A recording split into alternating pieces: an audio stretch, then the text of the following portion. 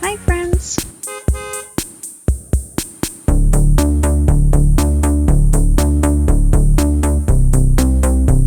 Oxford is a small town in Cumberland County, Nova Scotia. It sits where three rivers meet, with River Phillip being the largest. The town is on a floodplain, so spring floods are common. Nearby, Salt Lake connects to River Phillip through swamps and meadows, creating a beautiful natural setting. Oxford is famous for its wild blueberries. The town is home to Oxford Frozen Foods, one of the biggest employers in the area. They process and distribute tons of blueberries every day, making Oxford a key player in the blueberry industry. Before settlers arrived, this land was part of Mi'kmaq, the ancestral territory of the Mi'kmaq people. The Mi'kmaq signed treaties with the British Crown in 1725, establishing peace and friendship without giving up their land. In 1774, Yorkshire settlers, including Richard Thompson, arrived in Nova Scotia. Thompson eventually bought land here in 1792 and started the first industry with a sawmill. The town got its name from the shallow river crossings used by oxen, making it Oxford. The 1900s brought many changes to Oxford, like electrification and automobiles. The Oxford woolen mills closed in 1953 after many years. The Trans-Canada Highway changed travel patterns, and Oxford Frozen Foods brought new jobs, focusing on blueberry production. Today, Oxford is smaller but still vibrant. Unlike some nearby towns, it has kept its town government. Oxford remains a charming place with a rich history and strong community spirit.